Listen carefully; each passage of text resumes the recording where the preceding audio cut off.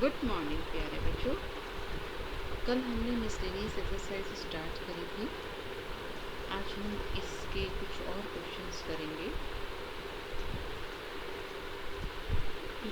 6 question है हमारे पास। Find the area enclosed between the parabola y square equal 4ax and the line y equal mx.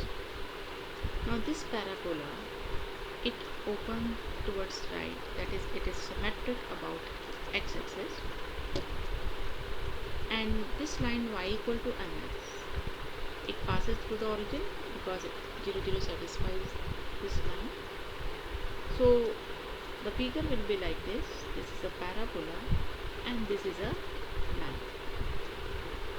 We have to find the area between enclosed between the line and the parabola, means this shaded part we have to find out. Now to find this, we need the point of intersection of line and the parabola. So we will solve the two equations. From the equation of parabola, we can write y equal 2 root a x root ax. This we have taken the positive root for this arc which is above the x-axis, and we have not taken the negative one which shows the arc below the x-axis. Now equation of line is y equal mx. So we will solve these two equations. To find the point of intersection, we put y equal to mx. From this equation third in equation number 2, then we get in equation number 1 we get m square x square equal 4ax. Transfer 4ax on the left hand side and take x common. We will have x into m square x minus 4a equals 0. So from here we get either x is 0 or m square x minus 4a equals 0, and from here we get x equal to 4a by m square. So we have two point of intersection. One is this x equal to 0, and when x is 0, from this equation we can write y is also equal to 0. This means 0 0 is one point of intersection, which is this point. And when x is 4a by m square, then y is m into 4a by m square, that is 4a by m. So the other point of intersection is 4a by m square and 4a by m, which is this point A.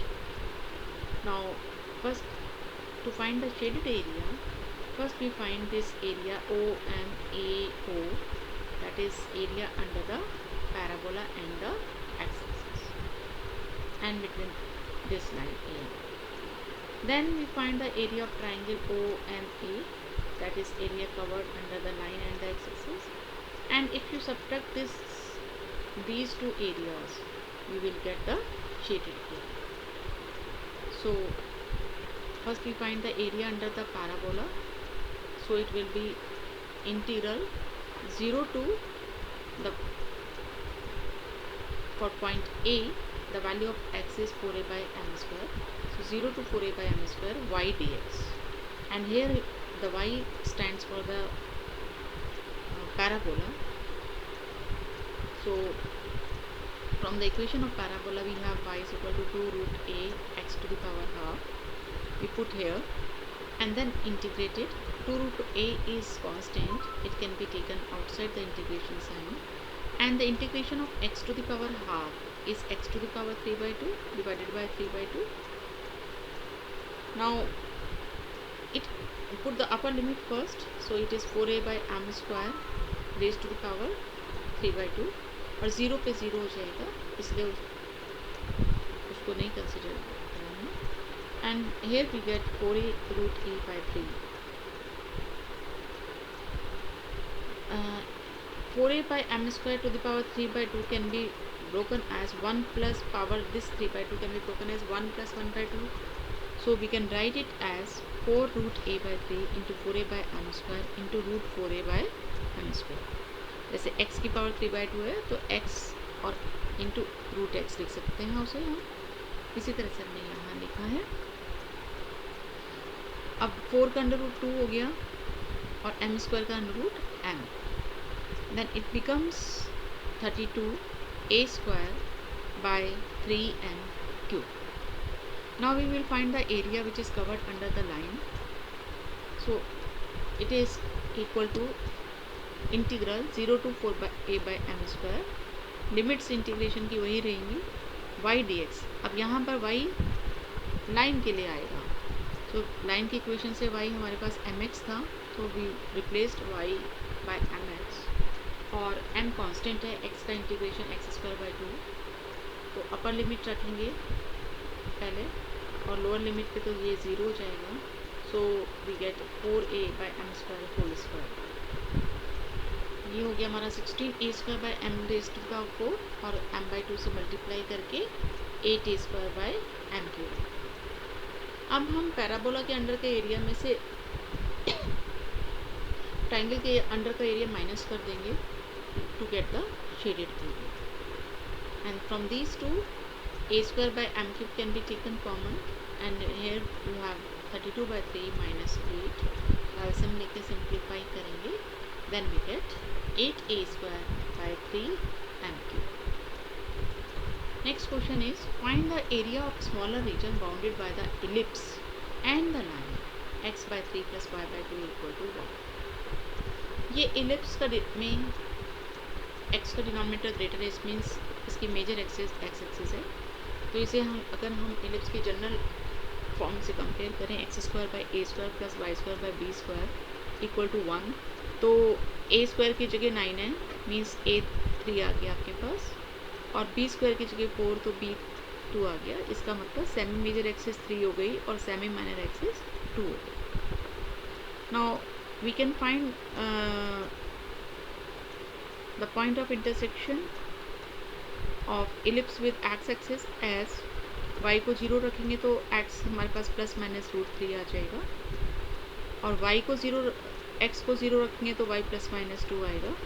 तो हमारे पास ellipse का x axis और y axis के साथ point of intersection आ गया 30 minus 30, ये x axis के साथ है, और 0 to 0 माइनस 2 y एक्सिस के साथ है।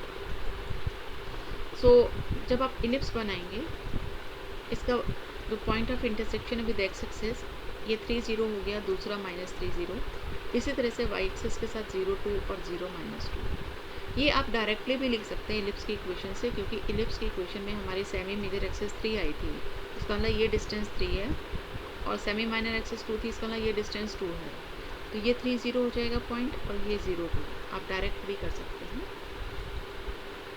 लाइन की इक्वेशन है, तो पहले एक बार y को 0 रखेंगे तो x 3 आ जाएगा, x को 0 रखेंगे तो y 2 आएगा, तो 2 पॉइंट्स आ गए हमारे लाइन के। अब इसको प्लॉट करेंगे तो हमारे पास ये लाइन है।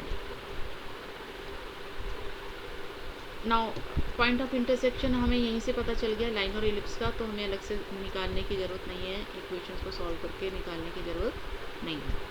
अब इन दोनों के बीच में जो स्मॉलर पार्ट का है, लाइन और सर्कल के बीच का जो स्मॉलर एरिया है ये वाला, ये शेडेड एरिया हमें फाइंड आउट करना है। अब इसको फाइंड आउट करने के लिए अगर हम ओ ए बी ओ वाले एरिया में से, मतलब इस आर्क के अंडर का एरिया और एक्स एक्सिस के बीच का जो एरिया है, इसमें से अगर ट्राइंगल वाला एरिया माइनस कर देंगे तो हमारे पास ये शेडेड एरिया आ जाएगा। So we first find the area which is covered under the arc AB of the ellipse, we get integral x की लिमिट्स क्या है यहाँ इस कंप्लीट एरिया के लिए, x की लिमिट 0 से 3 तक है, तो 0 to 3 y dx, क्योंकि आप x एक्सिस के साथ एरिया निकाल रहे हैं तो y dx आ जाएगा, और y हम यहाँ से इलिप्स का की इक्वेशन से रखेंगे। इलिप्स की इक्वेशन थी हमारे से y आएगा y square by 4 1 minus X square by 9 हो जाएगा, इसे आप एलसीएम लेंगे तो 9 minus X square by 9, then it becomes y square equal to 4 by 9 into 9 minus X square, so y becomes 2 by 3 root 9 minus X square. ये क्योंकि हम x axis के ऊपर वाले आर्क के लिए लिख रहे हैं, इसलिए हमने केवल पॉजिटिव रूट लिया है यहाँ।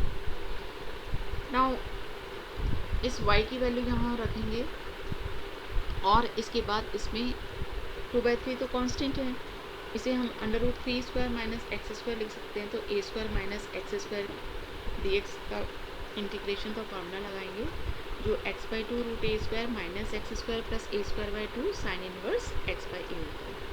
तो यहाँ पर a की जगह आपके पास 3 है, so we will have x/2 √3² minus x² plus 3²/2 sine inverse x/3। Limits रखेंगे 0 to 3, तो 3 पे ये वैल्यू 0 हो गई और यहाँ से 9/2 साइन इनवर्स 1 आएगा और साइन इनवर्स 1 5/2 होता है। 0 पे ये दोनों टर्म्स 0 हो जाएंगे क्योंकि ये भी 0 हो जाएगा और साइन इनवर्स 0 भी 0 होता है। So we have 2/3 into 9π/4, so it becomes 3π/2. Now area under the of triangle OAB means area bounded by line and x-axis. तो इस केस में भी लिमिट्स तो वही हैं 0 से 3 तक हमारी, लेकिन यहाँ पर अब y हमारा लाइन की इक्वेशन से आएगा क्योंकि हम लाइन के अंडर का एरिया फाइंड आउट करेंगे। सो यहाँ से लाइन की इक्वेशन से ये 2/3 इंटू 3 माइनस एक्स आ जाएगा और इसको इंटीग्रेट करेंगे। 3 का इंटीग्रेशन 3x, x का इंटीग्रेशन x²/2। 2/3 कांस्टेंट था, वो आप बाहर निकाल सकते हैं। लिमिट्स 0 to 3 है तो पहले 3 रखेंगे, 0 पे तो 0 हो जाएगा इसलिए 3 रखेंगे, तो 9 माइनस 9/2 सिंप्लीफाई करके हमारे पास ये 3 आए।